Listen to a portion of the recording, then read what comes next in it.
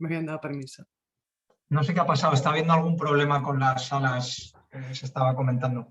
Vale, ya estoy grabando, por tanto comenzamos de forma oficial este webinar 2 de Derecho Procesal Civil, Derecho Procesal de Consumo dirigido a la competencia y a la tutela. Vamos a tener 4 intervinientes, como digo, todos conocidos: Miguel García Casas, Antonio Martínez Santos, Nacho Martínez Pallarés y servidora. Así que cada uno disponéis del tiempo, cuando queráis puedas empezar. Yo creo, Miguel, eres tú el primero, cuando quieras. ¿Okay? Fenomenal, pues muchísimas gracias, Marien, y muchas gracias también a Leli por invitarnos a dar esta sesión. He traído, como excepción, he preparado una presentación. Lo intento hacer desde mi ordenador, bueno, si lo consigo bien, y si no, no pasa nada, no es imprescindible. A ver si... Intenta compartir pantalla, yo creo que te debe... de compartir pantalla. Ok, perfecto, Miguel. ¿La podéis ver? Sí. Estupendo. Vale, pues, a ver...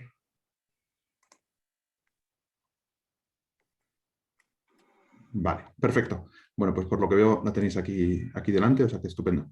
Bien, pues empiezo entonces. La sentencia que comento yo, la sentencia fue de 10 de diciembre de 2020, reciente, en relación, bueno, y el objeto de mi ponencia es para valorar qué requisitos, de acuerdo con el TJUE, hace falta concurrir para ser considerado como consumidor a los efectos del Foro Especial de Protección de los Consumidores. Y en concreto esta sentencia es particularmente peculiar porque tenemos en realidad son dos demandantes, pero bueno, ciertamente es uno que es con las iniciales BB, que es un usuario de una plataforma de juego online y que suscribe un contrato con una empresa que es la titular de una web, mybet.com, que está domiciliada en Malta. Los demandantes tienen domicilio en Eslovenia, el demandado domicilio en Malta, y además hay unas condiciones generales de contratación que incluyen una cláusula de sumisión expresa a los tribunales de Malta. Lo curioso está en que, a pesar de ser consumidor, y sobre esto hablaremos después, este señor, a lo largo de una serie de años, hace una auténtica fortuna jugando al póker online. En total, 227.000 euros en 3 años. O sea, digamos un negocio que les resulta ciertamente lucrativo. La página web, con una excusa, bueno, que no viene al caso, pero bueno, que dice que ha hecho una apertura de un cliente en un usuario que no es correcto, decide cerrarle la cuenta. Y este señor, BB, demanda a la página web para que le devuelva, para que le entregue la cantidad que está retenida y le permita seguir jugando al póker, porque obviamente este tipo de juego online le va bien a este señor. Lo que nos interesa a nosotros es que, a pesar de que el domicilio del demandado esté en Malta y a pesar de la cláusula de sumisión expresa, el demandante formula su acción ante los tribunales eslovenos. Y ello con base en el artículo 16.1 del reglamento 44/2001, cuyo tenor literal es prácticamente idéntico al actual artículo 18.1 del reglamento 1215/2012. De manera que el demandante lo que dice es: yo soy un consumidor y como consumidor tengo derecho al Foro Especial de Protección del reglamento de Bruselas y, por tanto, formulo la demanda en mi domicilio. El Tribunal de Primera Instancia esloveno reconoce su competencia y estima la demanda. En segunda instancia desestima el recurso de apelación formulado por los demandados, confirma la sentencia de primera instancia, y cuando el asunto llega al Tribunal Supremo esloveno, esto se eleva la cuestión prejudicial al TJUE. Y en concreto lo que le plantean es determinar si este señor goza de la protección de un consumidor o si, por contra, no puede ser considerado como un consumidor y entonces tiene que irse al domicilio del demandado, que es Malta. O, en su caso, suponiendo que fuera válida la cláusula de sumisión expresa, incluidas las condiciones generales de contratación, fuera también a Malta. Pero en cualquier caso, la discusión está entre si tenemos que llevarlo al Foro Especial de Protección de Eslovenia o al Foro General del domicilio del demandado. Aquí hay una serie de circunstancias, que son las que ahora vamos a comentar, que es la que hacen que este tema sea particularmente peculiar. Por un lado, es verdad, y es lo que alega el demandante, es un señor que tuvo que aceptar unas condiciones generales de contratación, de alguna manera estaba en una posición débil frente a la otra parte. Por otra parte, en ningún momento declaró que su actividad tuviera carácter profesional. Y, en tercer lugar, ni propuso esta actividad a terceros a cambio de remuneración, ni tenía patrocinadores. De manera que lo que él sostiene es: bueno, esto es una actividad que yo hago en mi tiempo libre, entre comillas, ahora veremos, y que no tiene ninguna trascendencia profesional. ¿Qué dice el demandado, el titular de la página web? Dice: este señor no es ningún consumidor. Este es un señor que ha vivido de las ganancias obtenidas en el póker online desde el año 2008. Ha estado 4 años cuya actividad única era el póker online. jugaba una media de 9 horas diarias. Eso sí, solo los días laborables. Se ve que en fin de semana descansaba y hacía otro tipo de actividades distintas al póker online. Y además, dice la demandada, este señor tiene amplios conocimientos en la materia. O sea, no es alguien que juega por afición, sino es un auténtico profesional del póker. Aunque no tenga patrocinadores, es un profesional del póker online. Con estos mimbres, el TJUE tiene que tomar la decisión de si entiende que eso no es competente, o mejor dicho, que existe la protección del consumidor. Y para ello, parte de 3 consideraciones previas. La primera es que cuando valoremos si hay o no condición de consumidor, lo tenemos que tener en cuenta desde un punto de vista no subjetivo. Es decir, tenemos que tenerlo en cuenta a la vista de la posición que ocupa esa persona en ese contrato. Porque puede ser, y explica el TJUE, que una misma persona sea consumidor en un contrato y no lo sea en otro. Esto nos suena a todos y creo que es bastante razonable, que además es coherente con lo que ha venido diciendo el TJUE en este tipo de controversias. En segundo lugar, dice, será consumidor cuando el propósito de ese contrato sea satisfacer las necesidades de consumo privado de un individuo. Cuando trascienda ese consumo privado del individuo, entonces podemos entender que ya no es un consumidor. Y en tercer lugar, cuando el uso es no profesional, cuando el bien o servicio que recibe se hace para un uso no profesional. Pero en el fondo, estas 3 consideraciones son para determinar si este señor es o no consumidor, porque entendemos que las otras circunstancias del artículo 16 le aplican. El hecho de que el contrato sea celebrado efectivamente y que el contrato pertenezca a alguna de las características previstas en el artículo 15, pues ya sabéis, ventas a plazos de mercaderías, préstamos a plazos, que la contratante dirija sus actividades en el Estado miembro del consumidor. El resto de requisitos que exige el artículo 15 concurren. Por tanto, donde nos vamos a quedar o lo que tenemos que aislar es esa condición de consumidor, si este señor puede o no ser considerado consumidor. Y en relación con esto, la pregunta que se hace el TJUE, que ahora explicaré que a mi juicio no es del todo correcta, es, ¿se le puede negar a esta persona la condición de consumidor porque haya ciertas circunstancias? Y en esto, sin perjuicio de lo que hablemos después, creo que el planteamiento o el punto inicial del TJUE, a mi juicio, es un poco erróneo, porque no podemos hacer una presunción de que uno es consumidor a menos que se demuestre lo contrario, que es un poco lo que hace el TJUE. Es decir, no puede ser que todos seamos consumidores en todos los contratos que suscribimos a menos que consiga acreditar la parte contraria que no soy consumidor, sino que entiendo que debe ser al revés, dado que es un foro especial de protección y, como ha dicho antes el TJUE, tiene que ser interpretado restrictivamente. Vayamos a ver si concurren en mí los requisitos para ser consumidor y a partir de ahí veremos si tengo el foro especial de protección. Pero bueno, sea como fuere, lo que hace el TJUE es hacerlo al revés. Asumo que es consumidor y voy a ver si le puedo quitar ese carácter de consumidor. Y para eso va analizando una serie de factores que son los que hemos comentado antes y va uno a uno a ver si esos factores son suficientes para entender que este señor pierde esa condición. En primer lugar, respecto a la cuantía de las ganancias, ¿no? Esos casi 250.000 euros que este señor ha ido generando durante el tiempo. Y sobre esto hay una primera cuestión que no habla de ello el TJUE, pero que me resulta muy, muy particular, porque claro, no es normal que un consumidor gane dinero con contratos de consumo. Es decir, el contrato de consumo habitual es aquel en el que alguien consume, tiene una pérdida patrimonial inherente al consumo. Sin embargo, aquí tenemos un contrato de consumo, o presuntamente de consumo, en el que alguien obtiene beneficios. Por tanto, ya estamos en un mundo, digamos, limítrofe, que no tenemos claro en qué medida es consumo o en qué medida no lo es. Pero es que, como dice el TJUE más adelante, lo que no tendría sentido es que sea consumidor si pierde y no consumidor si gana. Por tanto, obviamente tenemos que darle la misma consideración tanto si gana como si pierde. Y desde ese punto de vista, el TJUE dice, bien, pues asumamos que es un contrato en el que puede haber participado como consumidor. Si perdería, nadie tendría ninguna duda de que es consumidor. Y además, no nos importa la cuantía. No nos importa la cuantía porque el reglamento no fija ninguna cuantía. No dice que se es consumo hasta 250.000 euros o hasta 100.000 euros o hasta 1 millón de euros. No puede ser consumidor adquiriendo cualquier bien de cualquier precio. Por tanto, este primer factor no es relevante. Podía haber ganado 1.000 euros o 1 millón de euros. No va a cambiar la consideración que tengamos del demandante. Segundo elemento que se plantea, los conocimientos del individuo. Si este señor sabía tanto sobre la materia que en realidad ya no era uno cualquiera, no era una persona, no era un consumidor normal. Y ahí lo que dice el TJUE, y al hilo de esta sentencia del 25 de enero de 2018, es que los conocimientos y la información que el consumidor disponga son independientes, no afectan a la condición de consumidor. Esto es bastante lógico. Si un piloto de rally se compra un coche, para su uso personal será consumidor, por mucho que sepa mucho de coches.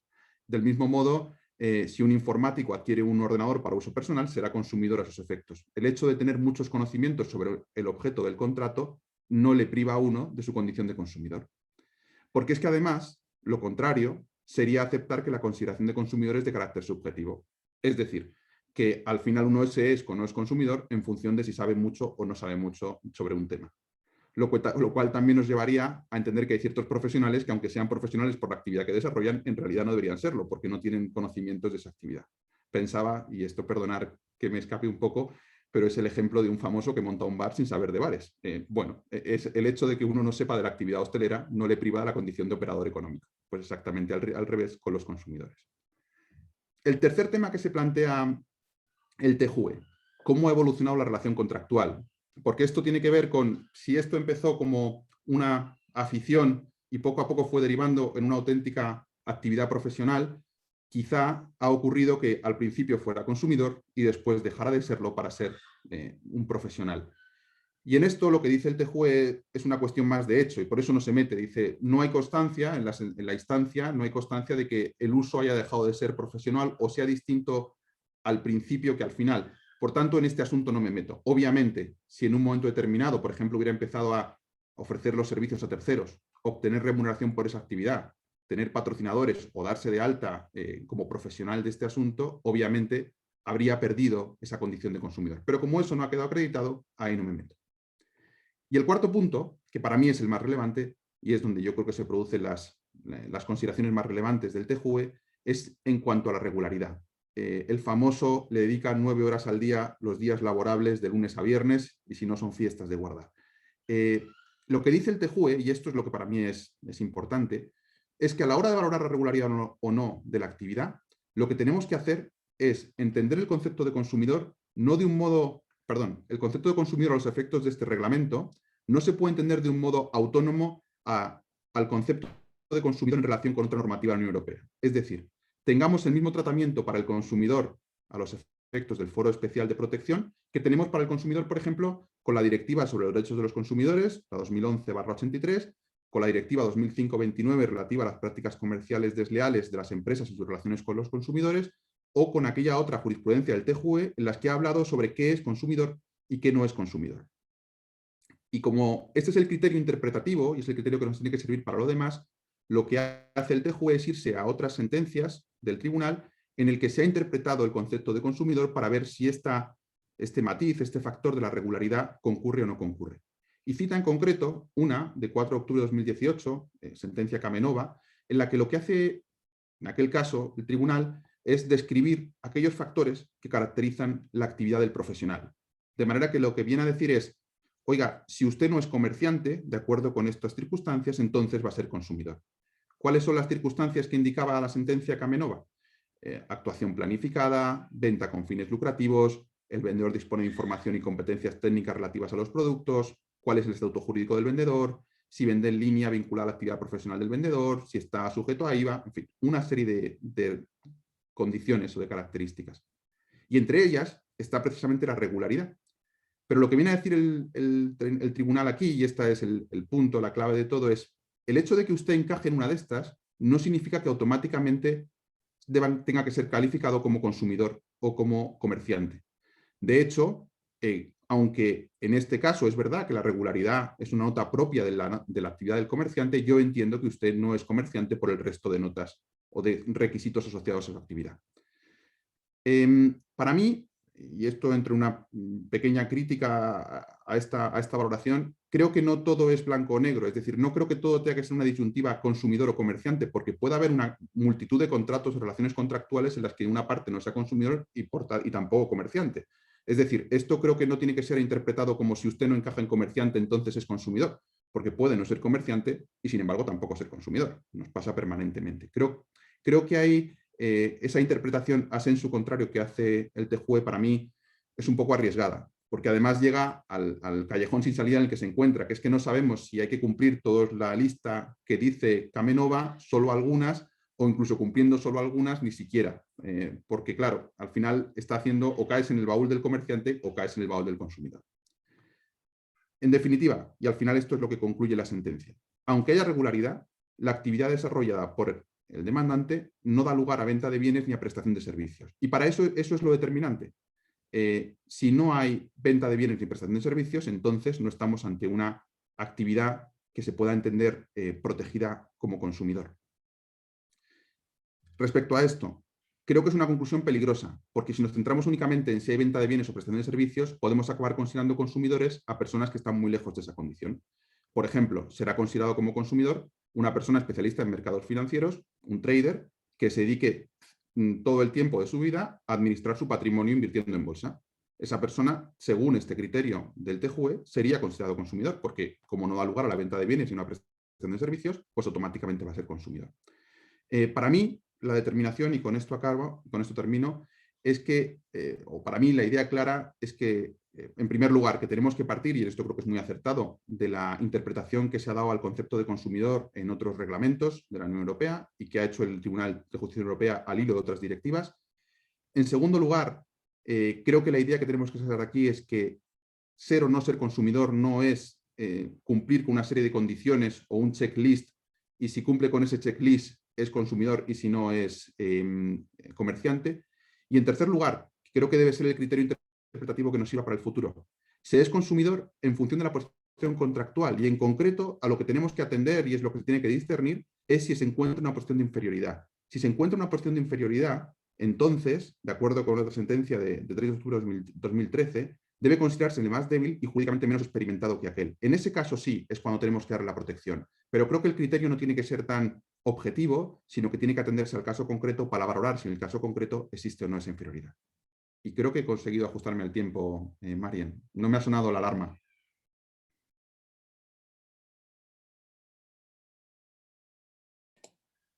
No, pero es que no te ha sonado no porque te hayas ajustado al tiempo, es porque me has tenido totalmente absorto.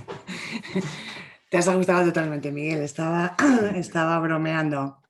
Interesantísima tu concepto, ¿no? Y tus propuestas sobre cuándo merece o no el concepto de consumidor. Yo creo que dejamos, si te parece, las observaciones para el final del todo.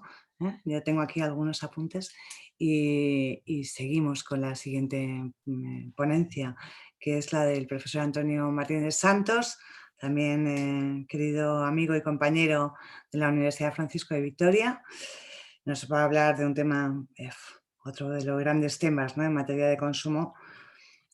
Concretamente su ponencia se denomina ¿Debe el juez procurarse de oficio los elementos de hecho y de derecho necesarios para encontrar el posible carácter abusivo de cláusulas cuya validez no ha sido cuestionada por el consumidor? En fin, un temazo. Cuando quieras, tienes la palabra, Antonio. Bueno, muchas gracias. Buenas tardes a todos. Muchas gracias a ti, Marien, por tu presentación. Muchas gracias a los organizadores del encuentro, en la persona de Francisco Verdún, que me parece que nos acompaña, ¿no? y que han hecho posible pues, que un año más nos encontremos para hablar de estas cosas, ¿no? Resulta además que tanto Marien como Francisco pues, son dos de las personas que más saben en España sobre la jurisprudencia del TJUE, el Tribunal de Justicia en materia civil, ¿no? Para quienes somos unos recién llegados, como quien dice, a esta temática, pues a mí personalmente me da mucha tranquilidad hacerlo de la mano vuestra, ¿no? y teneros aquí a los dos.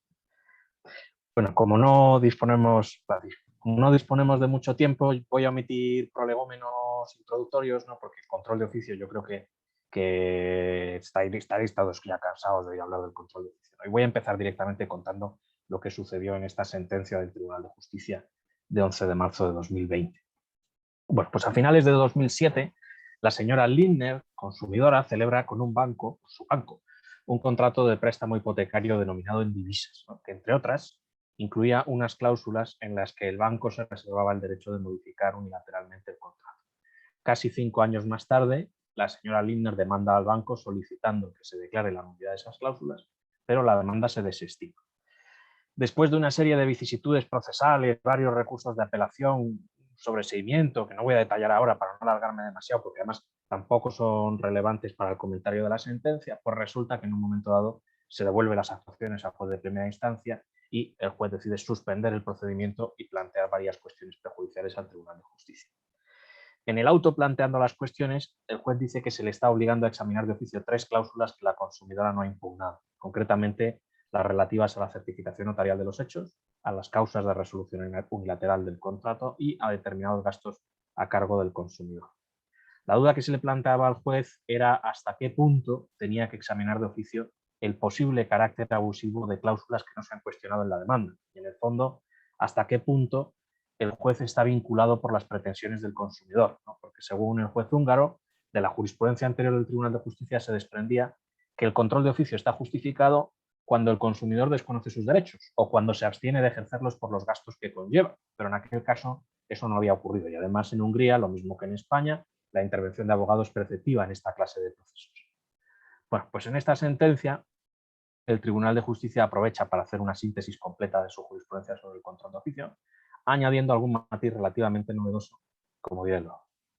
El tribunal empieza recordando cosas que ya he dicho infinidad de veces, que son sobradamente conocidas y por lo tanto yo no las voy a contar aquí, no me remito a la fundamentación de la sentencia. En cambio, sí me interesa destacar que el Tribunal de Justicia va a incidir en esta sentencia especialmente en un punto, que es que el control de oficio tiene que respetar los límites del objeto del litigio. Entendiendo aquí por objeto del litigio no el sentido técnico que nosotros podemos darle a la expresión como procesalistas, sino más bien el propósito, la intención última de las partes. O sea, podríamos decir el efecto jurídico material que persigue cada parte a la vista de sus pretensiones y de los fundamentos que ha utilizado para darles soporte, ¿no?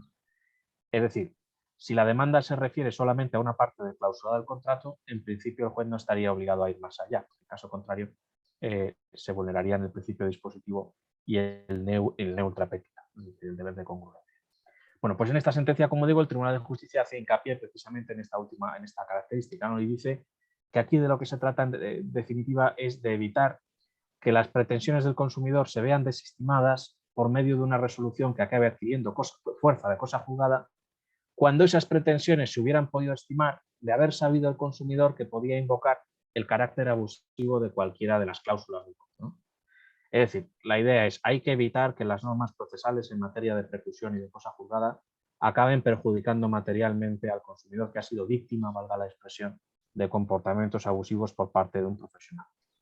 Por eso, el TJUE le dice al juez que tiene que adoptar una perspectiva global, finalista, ¿no? Valorando conjuntamente las pretensiones del consumidor, y aquí tanto el suplico como la fundamentación, como en el fondo el efecto material que va buscando. Y lo que tiene que hacer es captar la intención última del consumidor para estar en condiciones de valorar el resto del clausulado del contrato a la luz de esa información. Por lo tanto, según el Tribunal de Justicia, están sujetas al control de oficio no solo las cláusulas efectivamente cuestionadas en la demanda, sino también todas las otras cláusulas que, aunque no hayan sido expresamente impugnadas, estén vinculadas con el objeto del litigio, tomando esta expresión en el sentido que acabamos de decir, ¿no? Estas otras cláusulas no impugnadas tienen que ser analizadas de oficio tan pronto como el juez tenga los elementos de hecho y de derecho que le hacen falta. Y aquí es donde está el meollo del asunto que he propuesto tratar yo hoy, porque según la sentencia Lindner, para hacer este control, el juez nacional no tiene por qué atenerse exclusivamente a las peticiones de las partes en sus estrictos términos, ¿no? Ni limitar el examen únicamente a los elementos de hecho y de derecho que las partes hayan introducido en el proceso, ¿no? Sino que tiene que acordar de oficio lo que esta y otras sentencias del Tribunal de Justicia llama diligencias de prueba.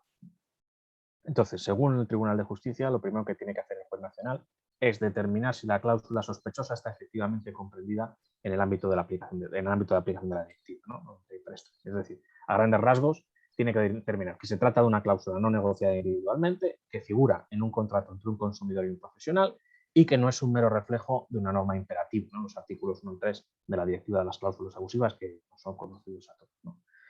Y para hacer esto tiene que acordar diligencias de prueba si es necesario. Esto no es nuevo. El tribunal cita entre las sentencias de los asuntos Pensu Leasing y Profit Credit, que ya se habían pronunciado en este mismo sentido. Pero la sentencia Lindner no se queda ahí, y no se queda en la cuestión de determinar si la cláusula entra o no dentro del ámbito de aplicación de la directiva, sino que, siguiendo al abogado general, dictamina que en determinadas circunstancias el juez tiene que acordar también de oficio diligencias de prueba para completar los autos en lo que se refiere al posible carácter abusivo de la cláusula en cuestión, siempre con respeto, eso sí, al principio de contradicción. ¿Y qué circunstancias son esas? Pues son tres. Uno, que los elementos de hecho y de derecho de que dispone el juez susciten serias dudas, dice el tribunal, en cuanto al posible carácter abusivo de una cláusula no impugnada. Dos, que esos elementos no le basten al juez para hacer una apreciación definitiva. Y 3, que la cláusula de que se trate guarde relación con el objeto del litigio, como decía antes, ¿no? Aquí, según el Tribunal de Justicia, como es lógico, pues le corresponde al juez nacional valorar hasta qué punto una cláusula que el consumidor no ha cuestionado expresamente tiene relación con el objeto del proceso principal y a partir de esa valoración determinar si existe o no una obligación de controlarla de oficio. En el caso de la demanda de la señora Lindner, pues parece que esa vinculación no existía, porque para entrar a decidir sobre las cláusulas que se habían impugnado en la demanda no era estrictamente necesario examinar las demás. El Tribunal de Justicia responde que en esas condiciones el juez no tiene obligación de analizar de oficio todo el clausulado del contrato, con una condición, ¿no? Que la ley procesal nacional permita al consumidor o bien interponer otra demanda posterior contra las cláusulas que no fueron objeto del primer proceso, o bien solicitar una ampliación de la demanda en el proceso que se está tramitando. En cuanto al tema de la asistencia técnica, o sea, es decir, la intervención preceptiva de abogado, ¿no? El Tribunal de Justicia lo despacha muy rápido, dice que es irrelevante porque el alcance del deber de control de oficio no puede depender de las circunstancias concretas de cada procedimiento. La sentencia termina diciendo 3 cosas. La primera, que la directiva es una norma de mínimos, ya lo sabemos, el artículo 8, ¿no? De manera que si un Estado miembro quisiera, podría establecer, y entendiendo por Estado miembro aquí también la jurisprudencia de los tribunales internos, ¿no? Podría establecer un control de oficio más amplio o más inquisitivo que el que ha definido la jurisprudencia europea. La segunda cosa que dice es que al ejercitar las facultades de control de oficio, el juez tiene que respetar siempre el principio de contradicción, informar a las partes e instarles a que debatan de forma contradictoria. Y la tercera cosa es que el juez no puede excluir la aplicación de la cláusula si el consumidor, después de informarse de que es abusiva y por lo tanto no vinculante, decide no solicitar la remoción. Esto ya es un criterio muy consolidado en la jurisprudencia del tribunal, que viene, como sabemos, de la sentencia Pannon, ¿no? Bien, pues a partir de todos estos argumentos, el Tribunal de Justicia responde a la primera cuestión prejudicial que, con carácter general, el artículo 6.1 de la Directiva de las Cláusulas Abusivas no obliga al juez nacional a examinar de oficio una a una las cláusulas que no han sido impugnadas por el consumidor. Solamente está obligado a examinar de oficio aquellas cláusulas no impugnadas que estén vinculadas con el objeto principal del litigio. Y si el juez no tiene a mano todos los elementos de hecho y de derecho necesarios para hacer el control de las cláusulas, se los tiene que procurar mediante lo que el tribunal llama diligencias de prueba. Diligencias de prueba que generalmente consistirán en requerir a las partes la aportación de aclaraciones y de documentos. En cuanto a las otras 2 cuestiones prejudiciales que se planteaban, la sentencia responde muy brevemente que efectivamente el examen de una cláusula para determinar su posible carácter abusivo no se puede hacer prescindiendo del contexto, porque hay veces en las que el carácter abusivo de una cláusula resulta del efecto acumulativo de todas las demás, cual es obvio, ¿no? Esto no quiere decir que el juez tenga que hacer un control exhaustivo de todo el contenido del contrato con independencia de las pretensiones de las partes, porque la directiva no llega hasta el punto de imponer un sistema inquisitivo puro de fiscalización del clausulado de todos los contratos suscritos por consumidores, ¿no? Si un Estado miembro quisiera, pues hipotéticamente lo podría hacer así, ¿no? La directiva no se lo impide, pero tampoco se lo impone, ¿no? Dicho todo esto, la sentencia Lindner se puede analizar desde 2 puntos de vista. Por un lado, desde el punto de vista de su significación en el conjunto de la jurisprudencia europea y por otro lado, desde el punto de vista del derecho procesal español. Rápidamente. Desde el punto de vista de la evolución de la jurisprudencia europea, esta sentencia supone un desarrollo de la doctrina del Tribunal de Justicia sobre el control de oficio en materia de cláusulas abusivas. Como sabemos, en la jurisprudencia de Luxemburgo, el control de oficio se ha supeditado siempre a que el juez tenga a su disposición los elementos de hecho y de derecho necesarios. Además, desde la sentencia del asunto Pannon, que acabamos de citar, ¿no?, el Tribunal de Justicia ha venido diciendo que la protección de la directiva es renunciable, de modo que, en teoría, no se podría declarar de oficio una nulidad no solicitada y tampoco salir a la búsqueda de los elementos necesarios para estar en condiciones de pronunciarse al respecto. En la jurisprudencia anterior, este criterio había tenido una excepción en supuestos en los que el consumidor es el demandado y no ha comparecido en el proceso. La sentencia Penzu-Leasing del año 2010, precisamente era un caso en el que el consumidor se encontraba en rebeldía, y más recientemente la sentencia del asunto Cancelaria Medius. Y efectivamente, en Penzu-Leasing, el Tribunal de Justicia dijo que si el consumidor es el demandado y está ausente, el juez del proceso tiene el deber de procurarse información, es decir, datos de hecho y de derecho, acerca de 2 cuestiones fundamentales. Primero, si el contrato controvertido cae dentro del ámbito de aplicación de la directiva, y segundo, si contiene alguna cláusula de carácter abusivo.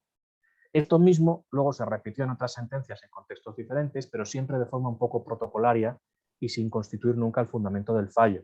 Por ejemplo, en ACIF, en Banif plus Bank, en Banesto contra Joaquín Calderón Camino, etc. Bien, pues la sentencia Lindner ya establece en términos inequívocos que si se dan ciertos requisitos, el juez tiene obligación de hacer pesquisas en todos los casos y no solo cuando el consumidor está en rebeldía. La sentencia le viene a decir al juez que tiene que ser proactivo, que él mismo se tiene que procurar de oficio los elementos de hecho y de derecho que necesite en relación con alguna cláusula no impugnada, aunque solo si esa cláusula, ¿no?, y esto es lo importante, presenta algún tipo de vínculo con el objeto del proceso, en el sentido de que su examen coadyuve al efecto jurídico material pretendido por el consumidor. Claro, y aunque la sentencia no lo diga, parece razonable entender entonces que ese deber de hacer pesquisas existe también respecto de cláusulas que sí hayan sido impugnadas. Con todo, hay que tener en cuenta una cosa, que es que todas estas afirmaciones tan importantes las hace el tribunal obiter dictum.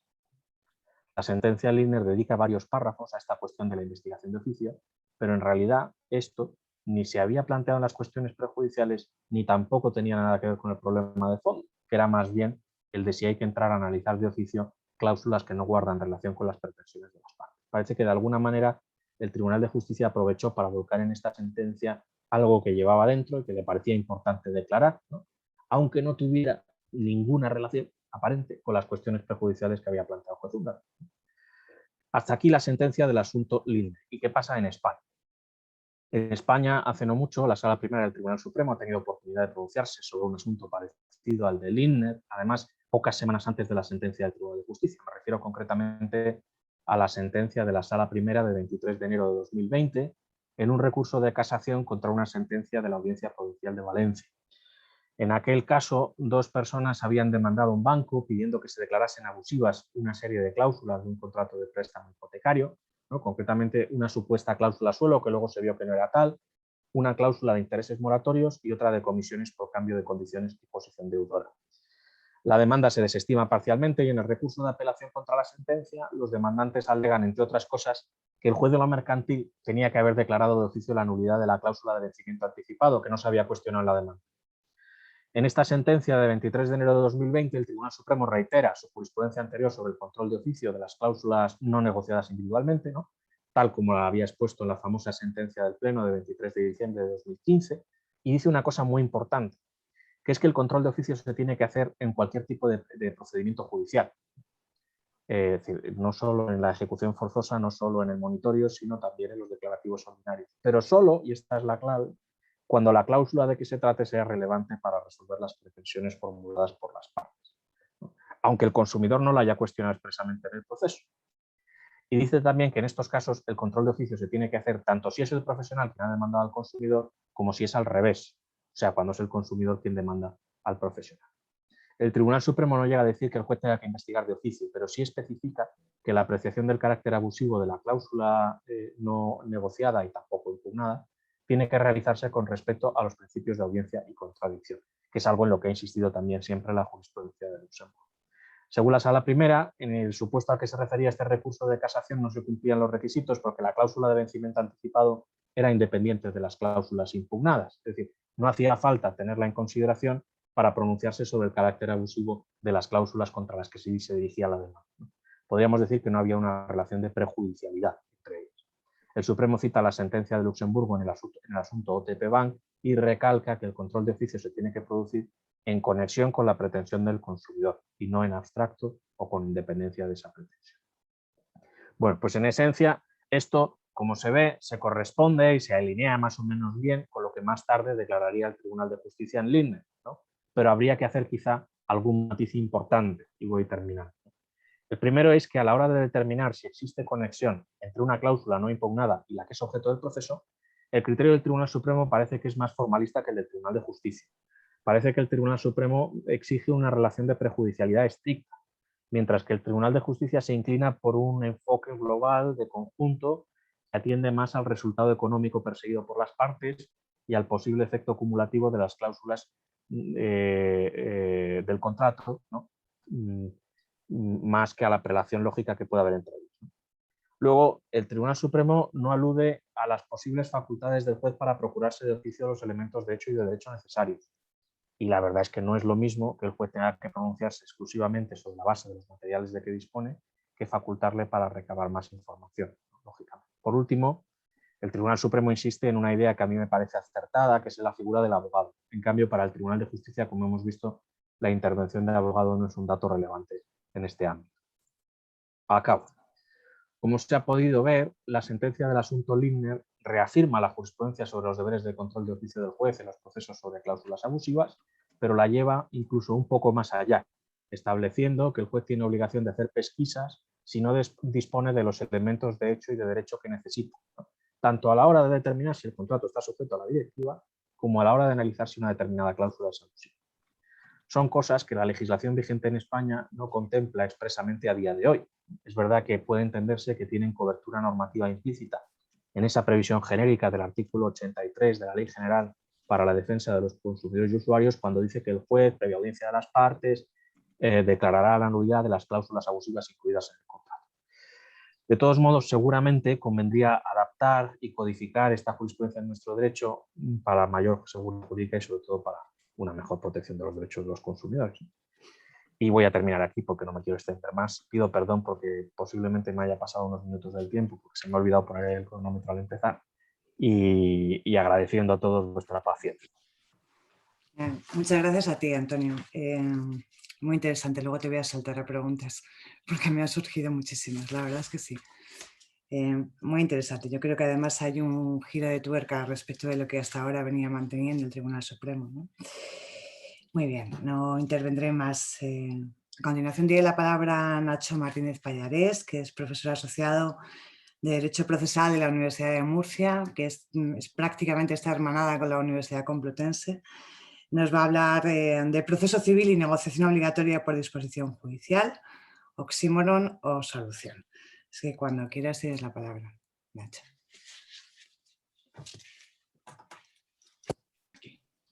Pues muchas gracias. No me extiendo en agradecimiento. Se dan por reproducidos y bueno, comienzo directamente, ¿no? Bueno, la sentencia objeto de la ponencia se refiere a una decisión de decisión prejudicial en el contexto de un litigio, como no, de una entidad bancaria y un consumidor, por el carácter abusivo de varias cláusulas en un contrato personal, ¿no? El problema que se planteaba es que el contrato recogía un tipo de interés fijo para el primer año y después otras variables semestralmente a partir de eso. Son un tipo de referencia más un diferencial de un punto y medio y, por supuesto, bueno, se presumía la aceptación del nuevo tipo a partir de la notificación de la variación del tipo de interés aplicable, siempre que no se reembolsara el total del préstamo en el momento de los 10 días siguientes a esa notificación, lo cual es prácticamente imposible para el común de los mortales, claro. El tipo de referencia, por supuesto, no era el LIBOR o el Euribor, que sí estaban contemplados, estaban previstos en las condiciones generales, sino que al final era uno que publicaba la propia entidad bancaria en sus propios locales y estaba previsto que podía fluctuar en función de la evolución del servicio de deuda del cliente y que la entidad podía variarlo unilateralmente en función del coste de financiación del préstamo.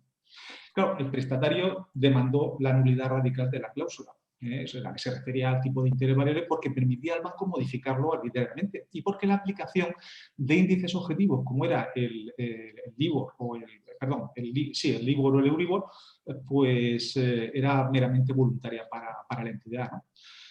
En primera instancia, ¿qué es lo que hizo el Tribunal Especializado de Cluj? Bueno, pues modificó el método de cálculo de tipo de interés y lo que hizo fue aplicar retroactivamente unas disposiciones que en ese momento no estaban en vigor en ese momento.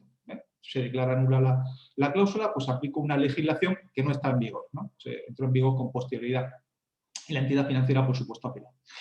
El problema es que el contrato no podía subsistir si no se integraba, porque no había una norma legal supletoria que entrara en funcionamiento en defecto de esa cláusula declarada nula. Y para solucionarlo, pues cada tribunal, por lo que hablábamos de la seguridad jurídica y de la previsibilidad, adoptaba una decisión distinta, ¿no? En unos casos obligaba a la aplicación del tipo objetivo más el diferencial, en otros decía, no, es nulo el tipo variable, aplicado nada más que el diferencial del punto y medio. Entonces, en otros supuestos, pues aplicaba el tipo fijo para el primer año a todo el préstamo. Y en otros tribunales decían que las partes del contrato tenían que negociar de buena fe y que tenían que, de buena fe, de una manera, negociar de manera real y efectiva la cláusula sobre la modificación del tipo de interés que había sido declarada nula. Ante esa tesitura, pues el Tribunal de Apelación de Club suspendió el procedimiento y planteó pues, una serie de cuestiones prejudiciales al Tribunal de Justicia, que el Tribunal resume de la siguiente forma, ¿no? Si dada la declaración de abusividad de las cláusulas que definen el mecanismo de determinación del tipo de interés variable en el contrato controvertido y puesto que dicho contrato no puede subsistir tras la supresión de las cláusulas abusivas de qué se trata y tampoco existe norma supletoria de derecho nacional aplicable, sí el artículo 6, apartado 1 de la directiva, debe interpretarse en el sentido de que no se opone a que el juez nacional establezca un nuevo método de cálculo de tipo de interés o que se emplace a las partes a negociar con el fin de determinar un nuevo método de cálculo de dicho tipo de interés, sin establecer un marco para esa negociación. Se plantean, por lo tanto, dos cuestiones, ¿no? Una de ellas es la posibilidad de que el juez nacional establezca un método de cálculo de tipo de interés, en defecto del nulo, y otra, que es la que nos interesa, la que me interesa, la que es objeto de esta ponencia, es si ante un conflicto del que ya están conociendo los tribunales, este puede emplazar a las partes a que negocien, ¿no? Negocien ustedes, ¿no? Y resuelvan este problema. La negociación tiene muchos ámbitos, ¿no? Y el que nos interesa es precisamente el de la solución de conflictos, ¿no? Y desde este punto de vista, pues es un proceso que se desarrolla en el ámbito de una relación con el que se trata de evitar o poner fin a un conflicto y que consiste básicamente en un intercambio de argumentos. Argumentos en apoyo de las respectivas pretensiones, porque al final se trata de convencer a la otra parte de los propios argumentos, ¿no? Y esos argumentos que están basados en hechos, en la interpretación, porque no siempre van a coincidir los hechos con la interpretación que cada uno hace de los hechos. Claro, puede haber relatos distintos, ¿no? De esos mismos hechos, ¿no? El derecho aplicable y también, por supuesto, elementos persuasivos. Elementos persuasivos siempre con el doble juego de las amenazas y promesas que están dirigidas a la otra parte para intentar convencerle de que le conviene aceptar las propias condiciones, ¿no? Bueno, ya lo sabemos, en función de la variable de conflicto cooperación en la que se mueven las partes, es posible distinguir, pues, por una parte, una negociación distributiva, competitiva, posicional, por otra parte, integrativa, colaborativa, y la elección entre esas formas de solución de conflictos va a depender de muchas circunstancias, valores e incertidumbres que van a influir en todo. Van a influir en la evaluación que hagamos de las respectivas posiciones, de los respectivos intereses y también del ámbito de posible acuerdo. Es decir, cuál es esa zona en la que un acuerdo satisfaría razonablemente nuestros intereses por ser mejor que nuestra mejor alternativa, ¿no? a ese posible acuerdo, ¿no? Pues, claro, en el caso que trata la sentencia, es claro que hay intereses contrapuestos. Lo que gana uno lo va a perder el otro, porque estamos hablando de intereses, ¿no? Del tipo de interés. Y podemos convenir en que no hay un interés compartido en la subsistencia del préstamo. Porque la entidad, que en principio podría estar interesada en la subsistencia, porque al fin y al cabo es un negocio, ¿no? Es prestar dinero y recibir un dinero a cambio, solamente no estaría interesado en las condiciones de variabilidad pactadas. Claro, hay que reconocer que en esa época, en 2017, con un Euribor que estaba ya en negativo, superando el punto en negativo, y la evolución de la tasa de inflación en Rumanía, que estaba por encima del 1,5, acercándose al 1,5%, pues la verdad es que la referencia al Euribor era una opción muy poco atractiva para el banco. De hecho, le significaba estar perdiendo dinero. En este punto, ¿qué es lo que dice la sentencia? Pues que el artículo 6 dice sobre las cláusulas abusivas en los contratos celebrados con consumidores de la directiva debe interpretarse en el sentido de que en circunstancias como el del litigio principal, nada se opone en particular a que el juez nacional emplace a las partes a negociar con el fin de determinar el modo de cálculo del tipo de interés, siempre que se establezca un marco para dichas negociaciones y que estamos en el ámbito de protección del consumidor y por lo tanto, bueno, que se debe tener en cuenta, ¿no? Y ante esta situación y ante esta resolución nos podemos plantear, bueno, ¿y cómo se va a desarrollar, ¿no? Una negociación con esos intereses contrapuestos? Y sobre todo, ¿qué ocurre y a quién si no se llega a un acuerdo? ¿Y cómo se controla cuál ha sido la actividad o la actitud negociadora de las partes? ¿Y qué consecuencias puede tener en el proceso, ¿no? Bueno, desde un punto de vista cooperativo ya sabemos que todos podría eventualmente haber soluciones, ¿no? Ensanchando la tarta, ¿no? Como se dice. Pero para eso se requiere la voluntad del consumidor de, como dicen los bancos, las entidades financieras, vincularse más con la entidad, contratando nuevos productos.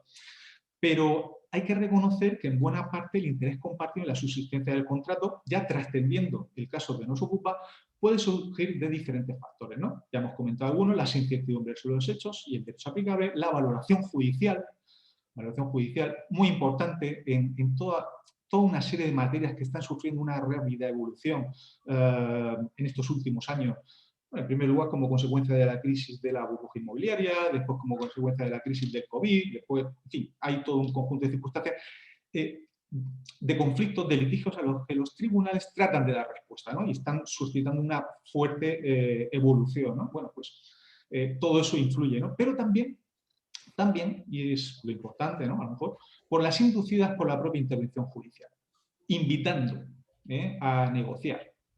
Una invitación que en muchos casos va a tener pues, un destinatario principal, como yo creo que en este caso era la entidad financiera. El consumidor también, evidentemente, ¿no? Pero la entidad financiera era la principal destinataria de esto, ¿no?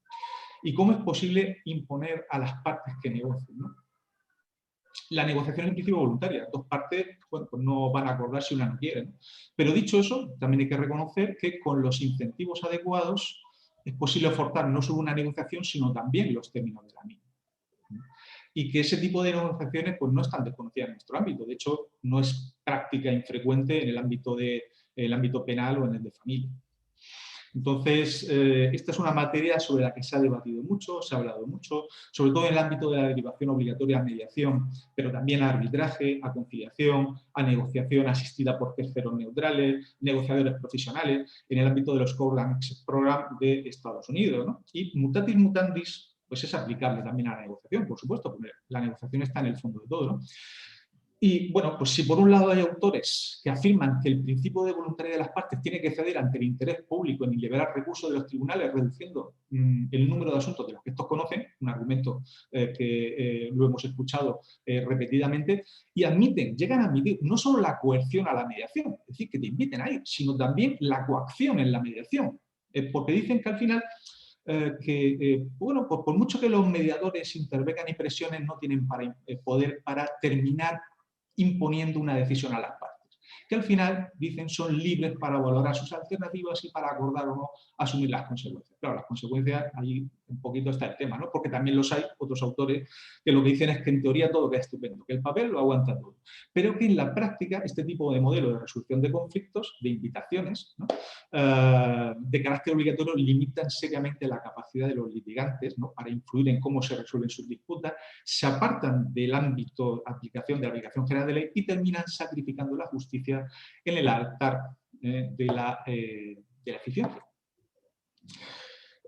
Más allá, la relevancia de esta sentencia, más allá de la protección de los consumidores, la posibilidad de que un juez pueda emplazar a las partes para negociar, para restablecer el equilibrio en los derechos y obligaciones, tiene una relevancia en todo el ámbito privado de la contratación. Y esa relevancia es doble, ¿no? En las circunstancias que concurren ahora. Por una parte, bueno, las devastadoras consecuencias económicas de la pandemia y la existencia de tantas relaciones contractuales en las que se ha producido ese desequilibrio, que se tratan de corregir a través de la cláusula rebus sic stantibus, ¿no? Y por otra parte, la voluntad política manifestada con la aprobación del anteproyecto de ley de medidas de eficiencia procesal de fomentar los sistemas adecuados de solución de conflictos, de cualquier tipo de actividad negociadora, ¿no? Entonces, caso, desde ese punto de vista, las previsiones de contemplar como requisito de procedibilidad la negociación, de la conciliación a la que puede llamar el letrado de Administración de Justicia y la liberación aún más, pues la verdad es que tiene una singular relevancia que se recoja esta posibilidad por el Tribunal de Justicia de la Unión Europea, ¿no? Una posición que además está en línea con los principios internacionales sobre el proceso civil de alien hidroetno. Bueno, duda razonable. ¿Y cómo se controla todo esto, no? Porque ya no me refiero a la imposición de las costas en relación con la mayor o menor aproximación a una oferta vinculante, ¿no? Como se recoge, sino a las consecuencias de la negativa a negociar. ¿Qué es lo que pasa? ¿Cómo se controla? ¿Cómo se sabe si vamos a respetar la confidencialidad y si no la respetamos, cómo se va a negociar? Todo es tiene un equilibrio muy delicado. ¿Cuál ha sido la razonabilidad de las respectivas posiciones en esa negociación, ¿no? Imagínense esta situación. En una reclamación por vicios de la construcción, el juez manifiesta en sala, antes de empezar el juicio, que el informe pericial de la comunidad demandante carece de ningún valor. Que lo mismo da el perito si entra a declarar o no en juicio. Y le indica al abogado que salga de la sala y que negocie con sus compañeros. Y no vuelva sin un acuerdo, antes de empezar el juicio. Abogado de la promotora, arquitecto y constructora, que ya están disfrutando, como nos podemos imaginar, anticipadamente, ¿no? de la victoria y de la condena en costa, ¿no? En un proceso basado en libre evaluación de las periciales en primera instancia y el respeto a la inmediación de ese juez en segunda instancia, pues nos podemos imaginar cuáles son las consecuencias, ¿no? Muy previsibles, ¿no? Y esto no es un caso de laboratorio, esto es un caso real. Esto es un caso absolutamente real. Por lo tanto, se suscitan muchas dudas sobre la posibilidad, sobre esa posibilidad de negociar, de esa invitación a negociar, si eso nos oferta, digamos, de una forma adecuada. Como conclusiones provisionales, bueno, pues la negociación obligatoria es considerada un oxímoron, ¿no? Pero tampoco conviene perder de vista que si se negocia es porque se valora como mejor opción que otras soluciones, incluida una resolución judicial. Entonces, al final, pues para ello, pues para que se valorara adecuadamente, sería posible crear las condiciones para que la negociación mejore su situación relativa como opción válida frente a la vía judicial, a través de reformas procesales que permitan un mejor y más temprano conocimiento de los hechos esenciales y de su prueba. Y en su defecto, si eso no ha sido posible antes, pues la posibilidad de derivación a negociación en un momento temprano del proceso, es decir, cuando ya se han compartido los argumentos de hecho y de derecho, puede contribuir ciertamente a la solución del litigio sin necesidad de resolución judicial. E incluso que las partes no traten de no dar ocasión a ello, de intentar solucionarlo anticipadamente si saben que eso va a ocurrir, que es que el juez les va a invitar a que negocien. En este caso, sin embargo, va a ser imprescindible crear una serie de protocolos necesarios para que esa derivación sea efectiva y sin perjuicio de los derechos de las partes del proceso. Y esa es la parte nuclear, en la que habría que incidir. Nada más. Muchas gracias. No, muchas gracias a ti, Nacho. Muchas gracias a ti. También tengo preguntas para ti, no te vas a librar. Bueno, me toca a mí exponer, voy a intentar compartir pantalla de todas las que tengo abiertas, que no sé cuál es, yo creo que es esta. Decidme si veis, porque también tenía... Ya no os veo, ¿estáis viendo vosotros? ¿Me podéis confirmar de viva voz? Se ve perfectamente, Mari. Vale, perfecto. Gracias, Miguel.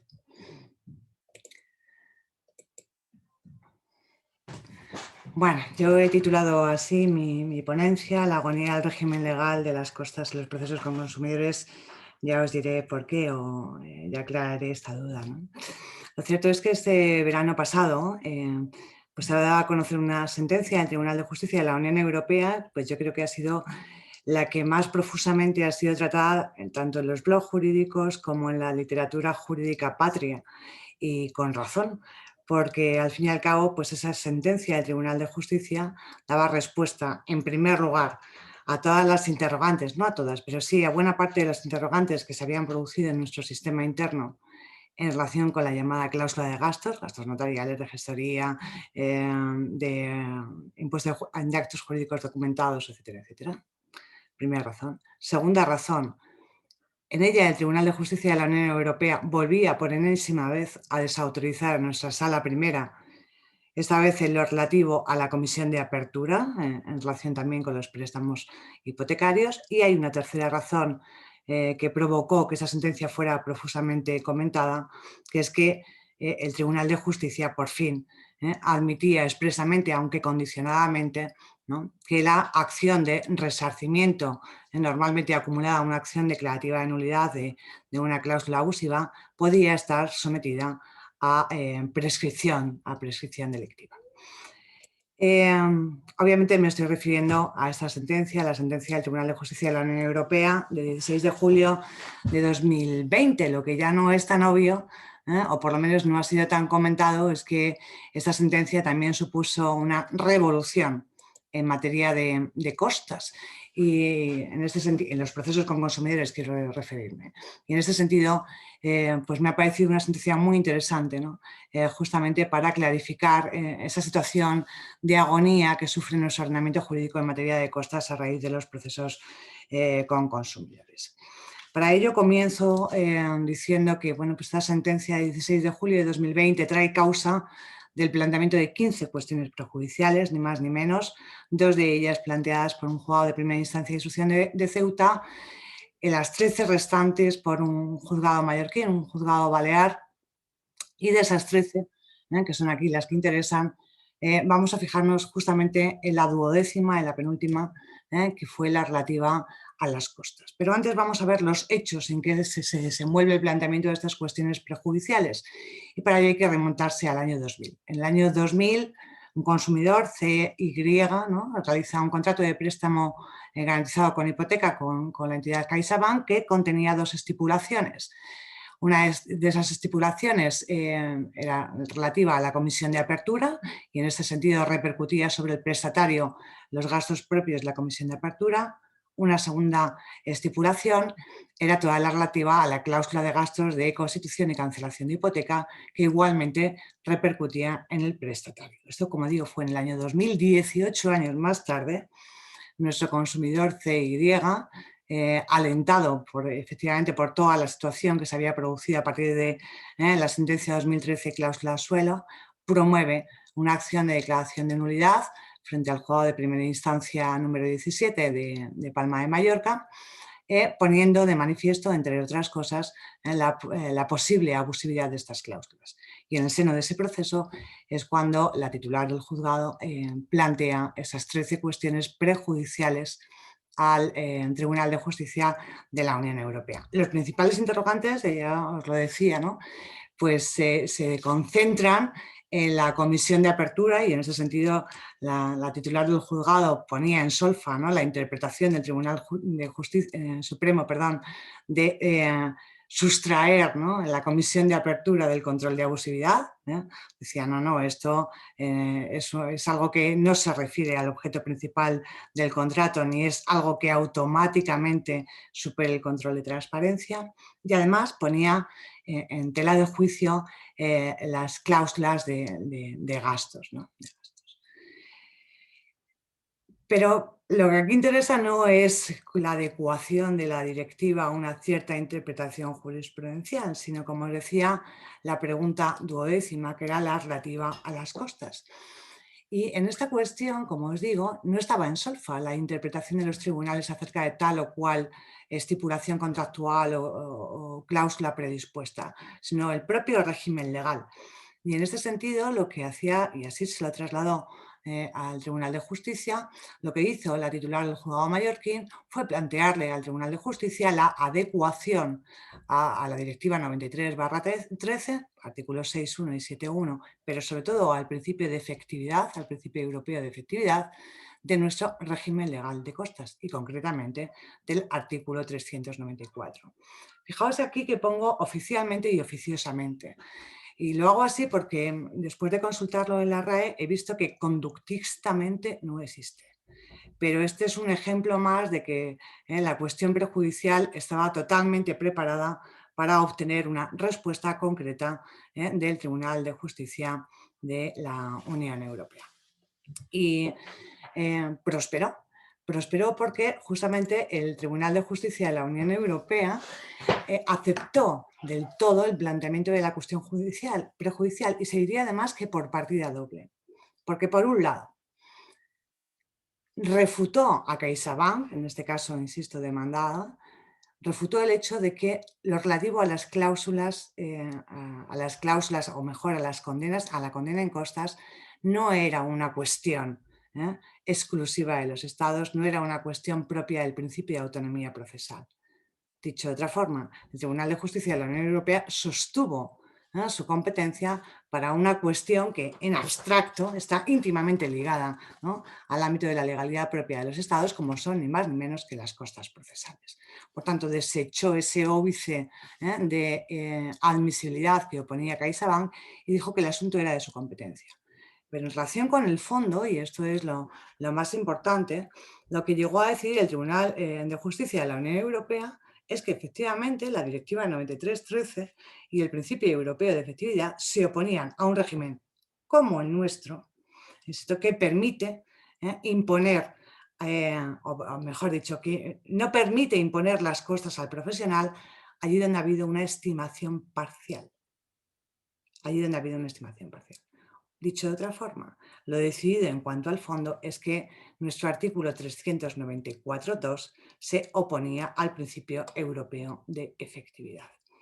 Sin más argumento, insisto que el propio principio, es decir, el Tribunal de Justicia en esta sentencia no se detiene a examinar si efectivamente esa disposición, el lugar que ocupa en el resto del ordenamiento jurídico español y cuál es su desarrollo. No.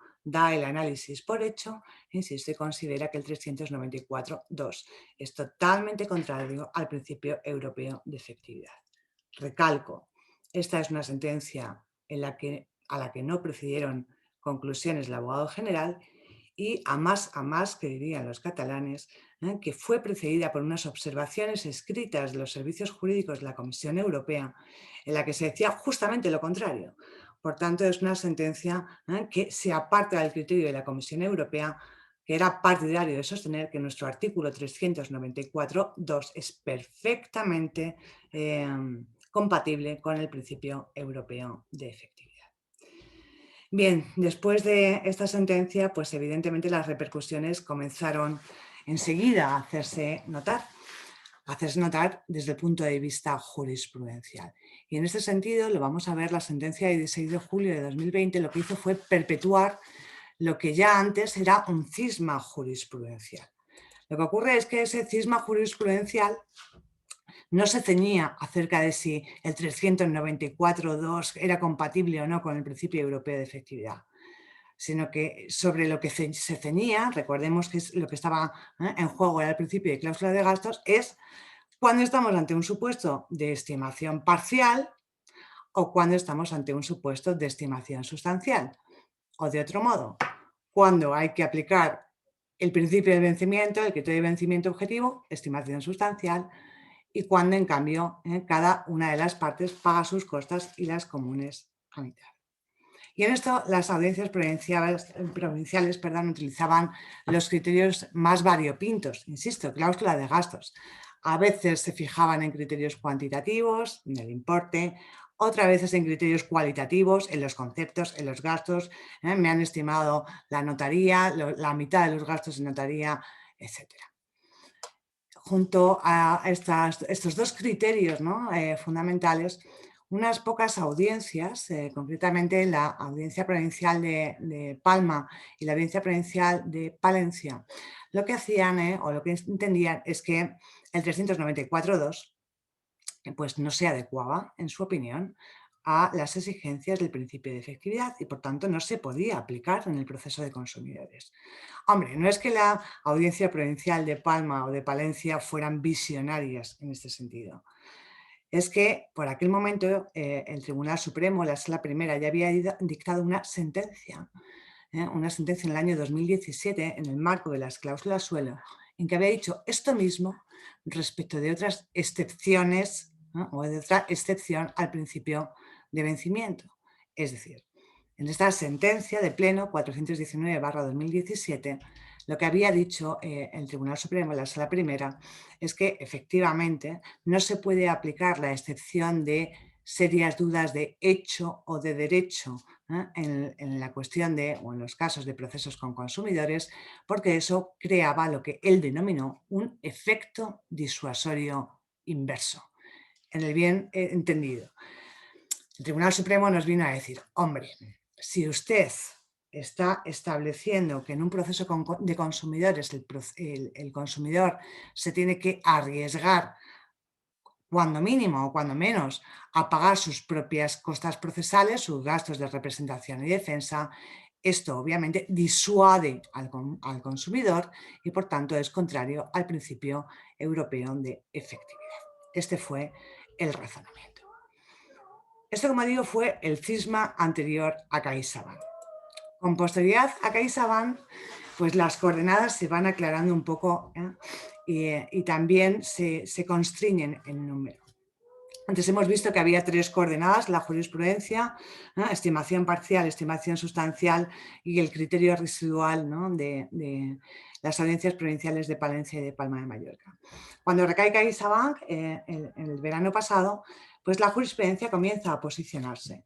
Unas audiencias, la mayoría de las audiencias se alinean con el Tribunal de Justicia de la Unión Europea y consideran que allí donde se ha producido una estimación parcial de la acción restitutoria en un proceso con consumidores, hay que condenar en costas al profesional, a la entidad bancaria y por tanto no es de aplicación el 394.2. Este es el criterio general que vienen siguiendo nuestras audiencias provinciales desde el verano pasado. Si hay estimación parcial, insisto, en la acción restitutoria, hay condena en costas del abogado. Todo esto ha creado, del profesional. Todo esto ha creado, como os podréis imaginar, toda una serie de tácticas procesales consistentes en la acumulación de acciones, acumulación de declaración de nulidad de acciones de cláusulas que ni siquiera habían llegado a estipularse, justamente para que se aplicara la estimación sustancial y por tanto conseguir una condena en costas. Frente a este criterio general, ¿no? Esta coordinada, aquí lo tengo, esta coordinada general, se produce también una coordinada subsidiaria, en el bien entendido de que hay dos audiencias provinciales rebeldes al criterio, ni más ni menos que la sección 15 de la Audiencia Provincial de Barcelona y la sección 28 de la Audiencia Provincial de Madrid, que vienen a decir, no. Yo creo que el Tribunal de Justicia de la Unión Europea no ha entendido bien nuestro sistema de costas. Es más, la Audiencia Provincial de Barcelona llega a decir expresamente en varias de sus sentencias no lo ha entendido bien porque el juzgado balear se la ha expresado mal o tendenciosamente. Y por tanto, la Audiencia Provincial de Madrid y la Audiencia Provincial de Barcelona lo que venían haciendo en sus sentencias era considerar lo siguiente. La eficacia de la sentencia de 16 de julio de 2020 es única y exclusivamente la de ampliar la estimación sustancial. Y por tanto lo que se ha producido es que, bueno, si hay una estimación de un 30% en relación con la reclamación total, en ese caso condeno, ¿no?, en costas al profesional, a la entidad bancaria.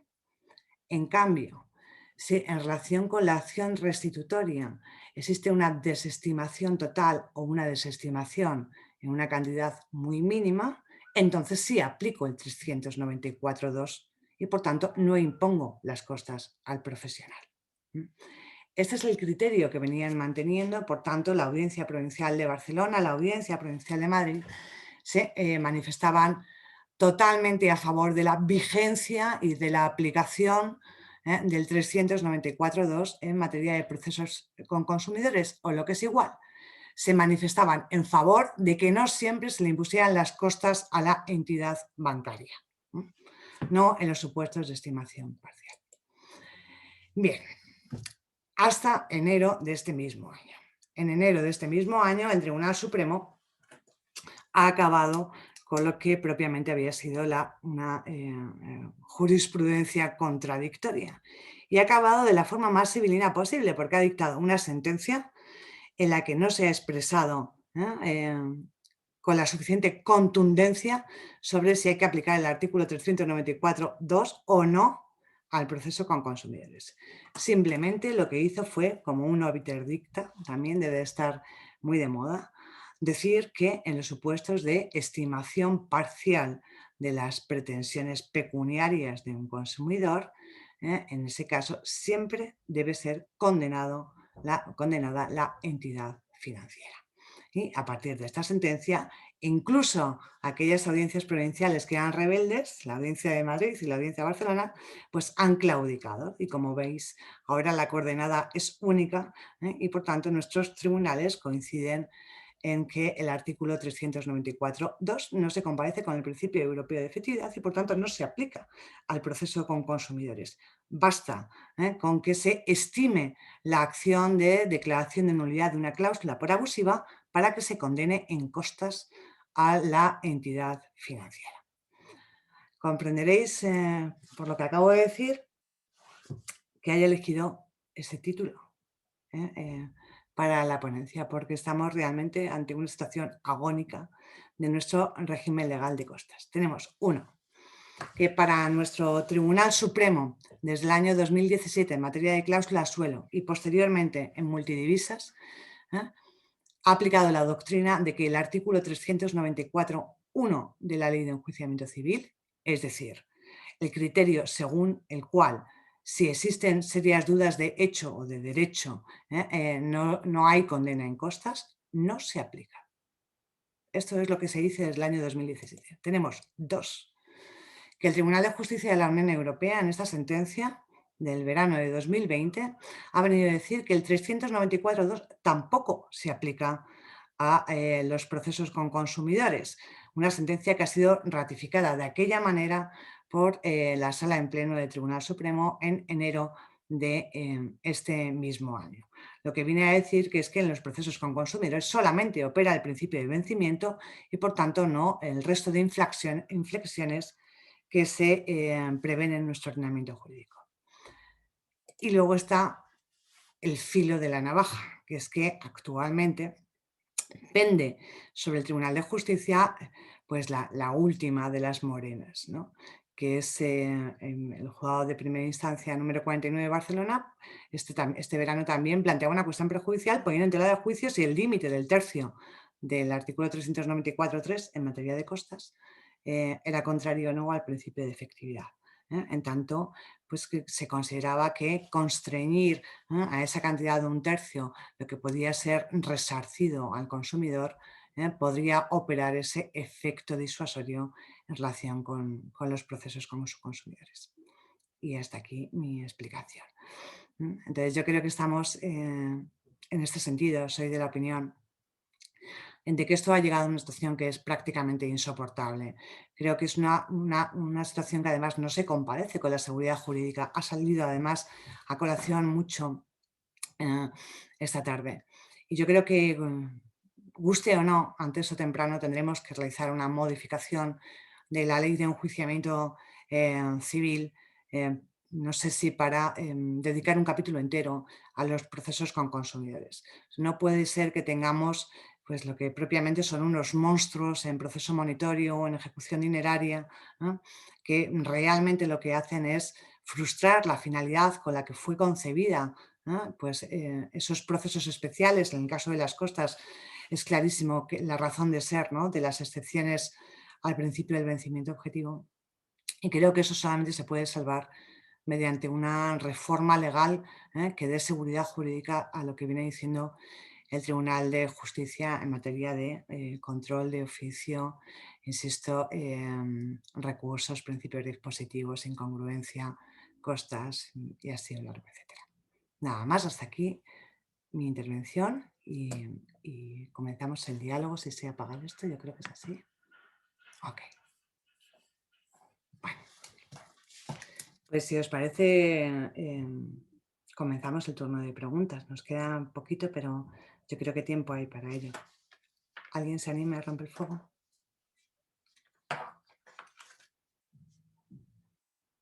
Yo mismo. Venga. Lo que pasa es que, joder, ha sido todas tan interesantes que me está costando asimilar tantísima información. Joder, bueno, muchísimas gracias, de verdad, Es que, joder, que han sido todas buenísimas, de verdad, de verdad, de verdad. Bueno, yo mira, voy a empezar así con una primera para Miguel García Casas, que he hecho aquí muchas notas de lo que ha dicho. Joder, enhorabuena también, porque ha estado genial.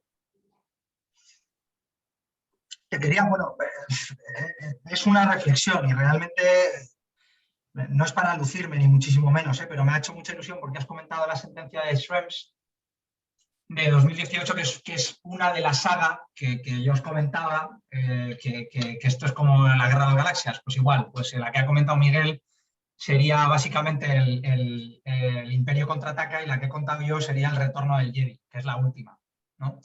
Y Miguel ahí comentaba que por ejemplo, no se entiende que es un consumidor cuando por ejemplo, no está dado de alta en una actividad económica, cuando, por ejemplo, pues no cuenta con patrocinadores, y creo que has dicho, Miguel, que tampoco es un consumidor cuando no cobra, cuando no está haciendo una actividad, o ese contrato no tiene que ver con una actividad por la cual el demandante, supuestamente consumidor, cobra de sus clientes, aunque este último me parece que a lo mejor me lo estoy inventando.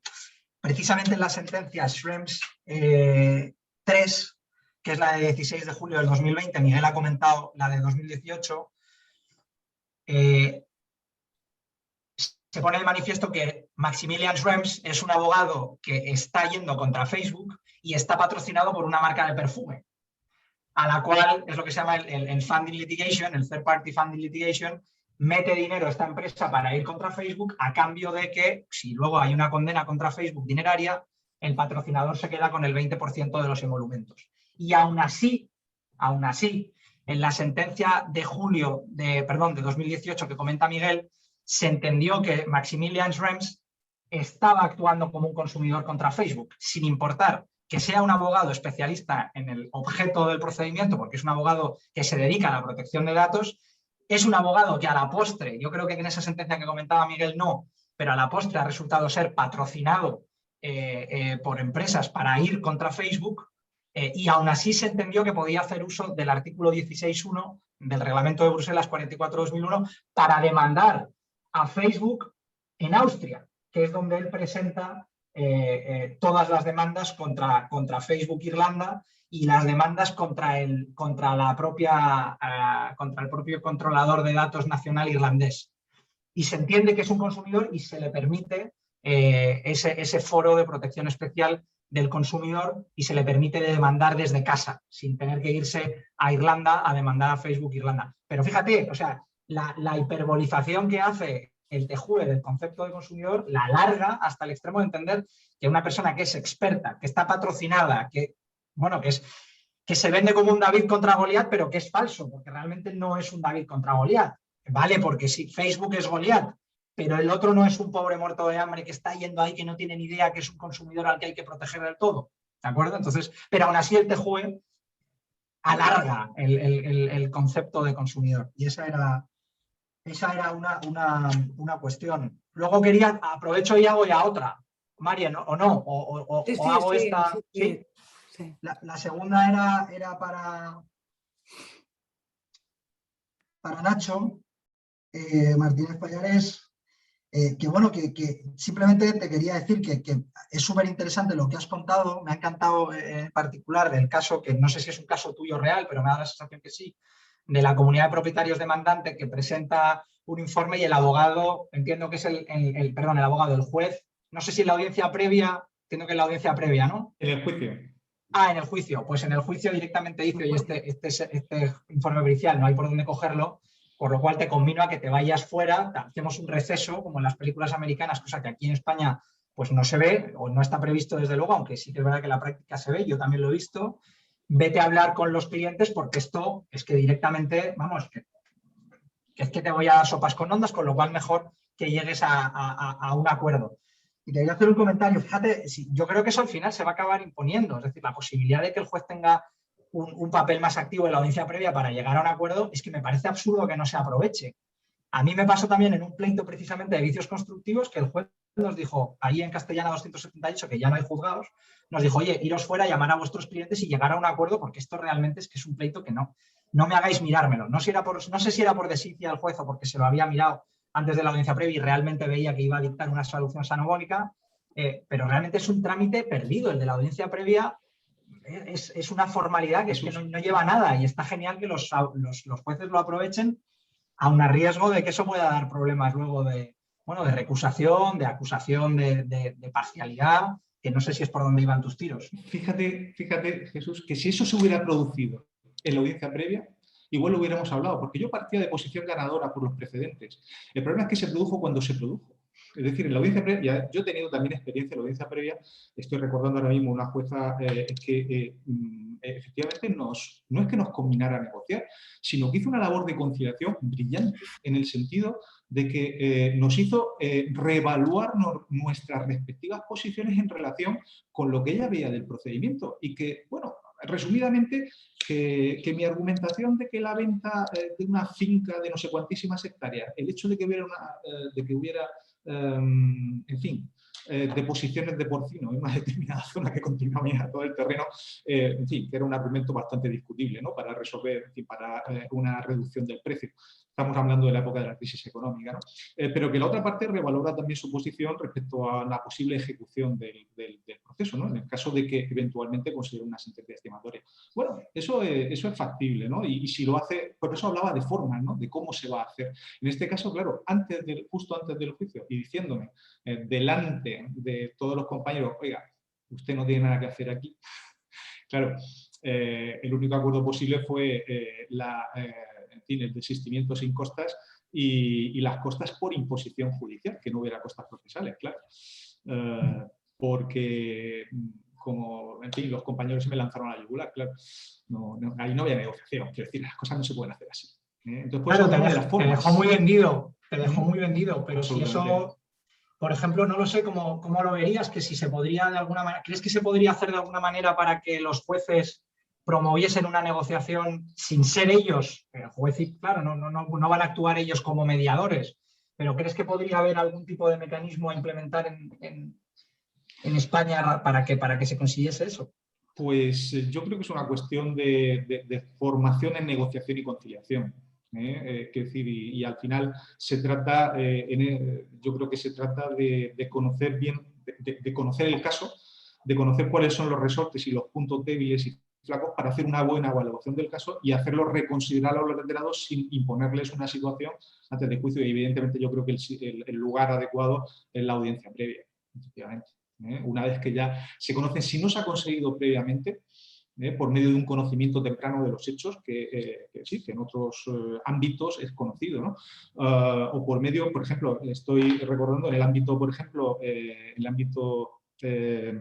los pre-action protocols, ¿no? Del CPR inglés. Caramba, es que eso facilita un conocimiento temprano de todos los hechos, de la prueba, de las pretensiones por todas las partes, y además es un protocolo que está judicializado, de tal forma que es requisito de procedibilidad, sí, pero permite una negociación previa, porque se ha puesto de manifiesto todo con carácter previo al inicio del juicio. Entonces, y la exige, incluso la exige la negociación previa como requisito de procedibilidad. Conforme unos protocolos que están establecidos, se pueden declarar pre-action protocols, CPR, Pre-Action Protocols, en Google y aparece directamente en la página del gobierno. Perdonar, yo solo por intervenir aquí un punto, y perdonar porque a lo mejor hago un poco enmienda a la totalidad, pero a mí es que no veo al juez haciendo de conciliador. Es que creo que el juez es que no es un conciliador. Entonces, si las partes quieren mediar, que se busquen un mediador y que sea él el que les dé la idea. Pero tener al juez haciendo un juicio indiciario, la audiencia previa, sobre la base de un fumus, sin haberse practicado la prueba y diciendo un poco por dónde los tiros de la sentencia, yo personalmente no lo veo. Porque es que además... Bueno, y más allá sometiéndole luego posteriormente a convalidación el acuerdo al que lleguen. O sea, exacto. Sí. Vamos, es que a mí me chirría. O sea, y porque además dejemos a las partes que son mayorcitas que decían lo que quieren hacer y el Estado a través del juez que dicte la resolución que proceda en derecho. Pero no convirtamos al juez en una especie de tutor de las partes que las lleva de la mano para que no se peguen. Es que no va de eso. O sea, creo que que a veces le estamos pidiendo a los jueces que hagan ciertas cosas que es que no son propias de los jueces. Sí, estoy absolutamente de acuerdo, Miguel. Es decir, decía que en todo caso hubiera sido adecuado, que hubiera sido la conciliación, como en este caso, que tampoco yo lo he expresado de una forma un poco más a lo mejor ligera, ¿no? Pero sí que lo que hizo fue, bueno, pues decir, no, oiga, mire usted, esto, ¿por qué no negocian? Y esto lo tienen, reconsideren sus respectivas posiciones. Sí que es verdad que ya se coloca en una situación complicada. Porque en la medida en que se rechaza la invitación de juez, y a eso me he referido también en la ponencia, ¿no? Cómo rechazar esa invitación o qué consecuencias tiene esa invitación. Por eso, por ejemplo, en Estados Unidos se resuelve derivándolo a otro juez. Quiero decir, por ejemplo, cuando se deriva a negociación y se prevé que sea un juez el que intervenga, está previsto que sea otro juez distinto para preservar la independencia y la absoluta imparcialidad del juez que está llevando el caso principal, ¿no? Por ejemplo, se resuelve así. Aquí yo creo que sería necesario. Aquí, a lo mejor... bueno, en Alemania se hace así, José Ignacio, perdona que te interrumpa. En Alemania, o sea, no hace falta irse tan lejos como Estados Unidos. En Alemania, el juez de primera instancia que tiene un conocimiento, en teoría es el mejor sistema judicial, o lo era hasta hace poco del mundo, tiene un conocimiento bastante bueno cuando llega a la audiencia previa, que por cierto allí pues, puede haber una o puede haber 10, depende del juez, y él puede remandar el asunto, pegarle una patada al asunto para que vaya a otro juez que se dedica precisamente a la negociación. Y tiene mucha razón Miguel lo que dices, pero discrepo respetuosamente, porque creo que si bien es cierto que el juez no podemos pretender que nos lleve de la mala la negociación, pero tenemos un sistema judicial que funciona fatal y realmente tenemos un sistema previsto en la audiencia previa que es la pregunta sobre si hay posibilidad o no de acuerdo, que en la práctica se ha reducido al absurdo, porque en la práctica no vale para nada. O sea, en el 99,9% de los... Es algo que es absolutamente prescindible en todas las audiencias previas, con lo cual la idea del legislador, yo creo que sí que era buena. No se pretendía un paternalismo excesivo de simplemente que el juez les haga a las partes mediar para llegar a un acuerdo, pero ¿para qué lo previó el legislador? Desde luego para lo que se hace hoy en día no. ¿Hay posibilidad de acuerdo? No, señoría, no, señoría, hasta luego, ya está, ya está. Y además es que eso, como es tan absurdo, le hace que el juez, bueno, pues que no se tenga ni que mirar la demanda, ni la contestación en la audiencia previa, que no se tenga que mirar la documentación, que realmente no tenga que proponer nada, que realmente admita toda la prueba ad cautelam porque no se ha leído nada y vaya a ser que al final nos estamos cargando la audiencia previa. Entonces, o la revitalizamos o nos la terminamos de cargar. Pero que a lo mejor pensar que el juez, sin incurrir en ese problema de la parcialidad, mande el asunto a otro juez porque le vea que tiene visos de que, oiga, aquí no malgasten recursos públicos en un pleito que realmente es que, si es que aquí lo que va a haber es una solución salomónica, arréglenlo en una negociación y fuera. Y se olvidan de malgastar tiempo y dinero. No sé, ¿eh? Ya, Jesús, pero yo creo que te olvidas que hay un componente en la negociación, conciliación, mediación, como quieras llamarlo, que se llama voluntariedad, que es el oxímoron al que se refería Nacho. O sea, tú no puedes imponer, seas juez, seas mediador, una conciliación, una negociación. No. O sea, de verdad que no lo veo dentro de un proceso. Lo puedo ver con carácter procesal, pero dentro de un proceso no veo cómo el juez puede abocar a las partes a una negociación obligatoria. No, de verdad no lo veo. Y no olvidemos también que, bueno, pues en el caso de negociación no, pero que en el caso de conciliación o mediación los recursos siguen siendo públicos. O sea, a mí me extraña mucho y de verdad me remueve un poco, no sé qué pensáis vosotros, ¿no? Este concepto nuevo del servicio público de la justicia. Como la justicia somos todos, vamos a arreglarnos, vamos a ir de la mano, ¿no? Claro, servicio público de la justicia. No, usted llega a una negociación y si no le impongo las costas. O hago cualquier otro tipo de incentivos, o preveo un presupuesto de procedibilidad para acudir al proceso, porque el servicio público somos todos y hay que hacer un poquito cada uno. No. El servicio público está previsto, la justicia está prevista justamente para franquear el acceso a la justicia y dar una respuesta judicial. Y para lo demás nosotros somos libres. Todos esos medios, esos MASC que hablan ahora, tan horrible denominación, ¿no? Están al alcance siempre de la mano, siempre que haya voluntariedad, ¿no? Pienso, no sé.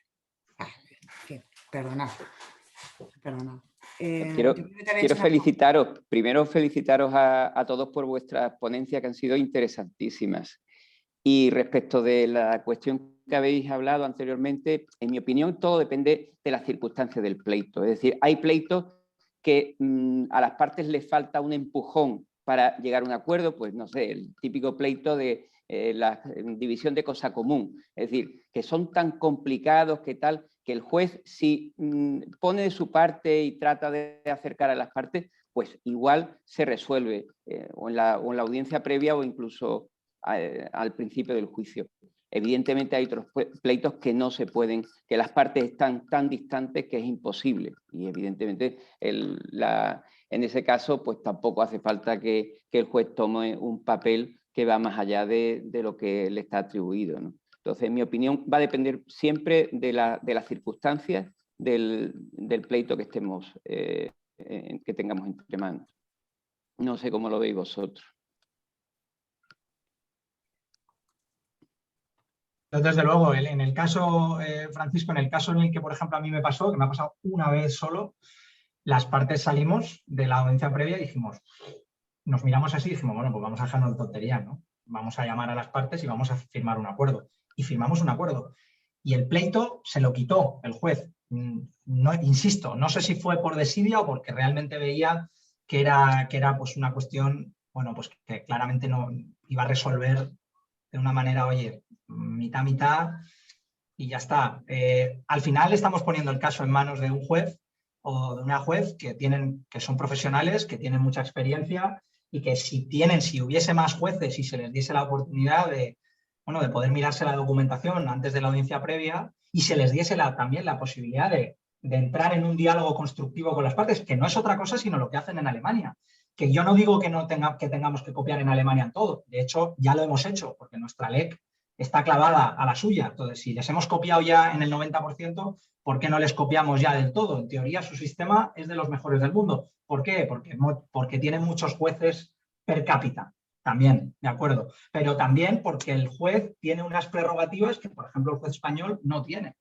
Y es sentarse con las partes, entrar en un diálogo activo y, oye, si podemos resolver esto hoy, pues no vamos a estar en un procedimiento 1 año y medio que lo único que hace es, bueno, pues hacer que la justicia sea lenta, que sí que creo que es un problema bastante identificado en nuestro sistema de justicia civil.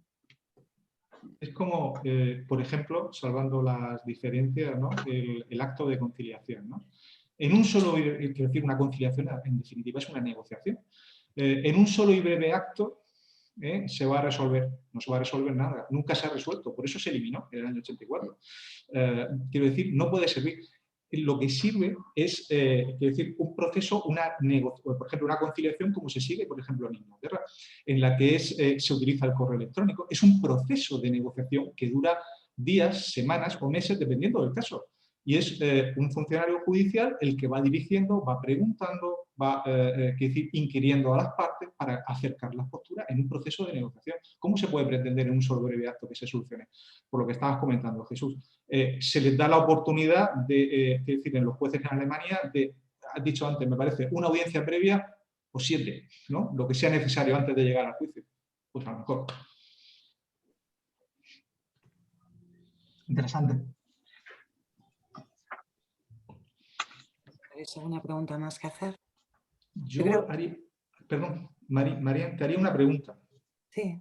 En relación con las costas procesales, quiero decir, porque, bueno, damos por el sistema del vencimiento, ¿no? El sistema de vencimiento objetivo, pero ¿en qué medida ese sistema de vencimiento objetivo no implica muchas veces una restricción al ejercicio de los propios derechos por los propios ciudadanos? Por el riesgo de pérdida en costas procesales. Me estoy acordando de un supuesto muy concreto. Lo siento, también es personal, pero es que soy abogado. Muchas veces hablamos desde la experiencia, ¿no? Que era por una reclamación por un swap. Un chico que terminó pagando más dinero por el swap, que era el teórico seguro por el que cubría las diferencias de tipo de interés o la variabilidad de tipo de interés por hipoteca, que por la propia hipoteca. Es que pagaba mucho más. Al final eran 35.000 euros. Claro.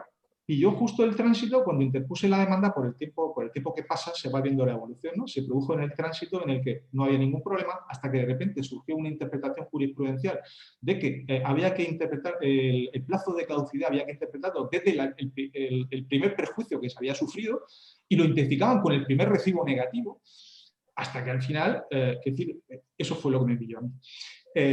Hasta que al final se impuso, por supuesto, y voy a por lo de las costas para no desviarme, al final cambió y además lo solucionó un año después el Tribunal Supremo, by the way, porque no formaba parte de lo que estaba en disputa, pero ya aclaró la situación, ¿no? Era un contrato de trato sucesivo, los 4 años era a partir de la finalización del contrato. Pero claro, mi cliente se enfrentaba con un dilema. Es decir, la jurisprudencia se perdió en primera instancia. Yo le decía, escucha, en segunda instancia también lo vamos a perder, ¿eh? De hecho, el mismo día que celebré la audiencia previa se dictó una sentencia por la Audiencia Provincial de Murcia diciendo que esa era la interpretación. Y decía, escucha, también lo vamos a perder. Pero entonces nos podemos ir al Supremo y si les convencemos de que hay un error de hecho en la interpretación, en los elementos de hecho que ha dado lugar a una sentencia, podemos ganar. Claro, las costas de 35.000 euros puede ser algo muy importante, ¿no? Y estuve buscando un crowdfunding, ¿no? Para intentar financiarlo, pero no lo conseguí. ¿En qué medida eso no es una restricción? Nuestro sistema de imposición de costas procesales, muchas veces por el vencimiento objetivo, bueno, pues al ejercicio y a la defensa de los propios derechos. Bueno, yo es que creo que el riesgo es connatural a todo proceso y, por tanto, no solamente en el caso de los procesos con consumidores. Quien accede a la justicia sabe que puede ganar el pleito o que puede perderlo con la consiguiente condena en costas. Entonces, este es un argumento que se suele esgrimir también, ¿no? Es que es un riesgo connatural el que te impongan las costas. Pues sí, pero es un riesgo, insisto, que todo justiciable tiene que asumir por el hecho de condena en costas. Lo que no puede ser, y en eso estáis de acuerdo conmigo, es en lo que se ha producido a partir de 2013 a esta parte, ¿no? Que es que algunos profesionales, ¿no?, viven de las cláusulas abusivas para ganar crédito en costas. Y esto no puede ser, es decir, que tengas una reclamación de cantidad y que pretendas, yo no tengo nada con las entidades financieras, solamente un marido que trabaja en una entidad financiera pero que le van a prejubilar, con lo cual no me abonan. Pero sí que es cierto que de vez en cuando hay que ponerse en posición, ¿no? Y entonces lo que no puede ser es que ante una pretensión accesoria en que un consumidor reclama el impuesto de actos jurídicos documentados, que es la cantidad fundamental, no son los gastos de notaría, sino que son 2.000 euros de impuestos de actos jurídicos documentados que tiene que pagar el prestatario, pues se ha condenado en costas el prestamista. Vayamos a ser un poquito, ¿no? Entonces, yo creo, a tu pregunta, Nacho, yo creo que los riesgos son naturales. Evidentemente, no creo que para eso debamos de cambiar nuestro sistema de costas al estilo anglosajón y, por tanto, desprendernos del principio del vencimiento. Creo que es justo, pero además con los adecuados matices. Y, por tanto, sí, en dudas de hecho y de derecho. Lo que ocurre es que en consumo ya no creo que vayamos a tener, a menos que el Tribunal Supremo haga un overruling, que hay quien no lo descarta, ¿no? Podemos tener, ¿no?, que en los supuestos de estimación parcial pues la sala primera nos sorprenda. Yo creo que no, pero bueno, todo está por ver, ¿no? ¿Alguna pregunta más tenéis? ¿Alguno de los que están quedaditos? Bueno, ya nos hemos pasado de tiempo. Yo tenía muchas preguntas para todos, pero como tengo confianza y accesibilidad, pues os la preguntaré. Me encantaría tener vuestras ponencias ya redactadas y por escrito, pero bueno, es fin de semana, pasadlo bien. Muchas gracias, he aprendido muchísimo. A todos los asistentes, ponentes, colaboradores, Paco, y Gracias. un abrazo muy fuerte. Nos vemos pronto. Igualmente. Muchas gracias. Un abrazo para todos. Igual. Muchas gracias a todos. Enhorabuena, muchas gracias. Gracias.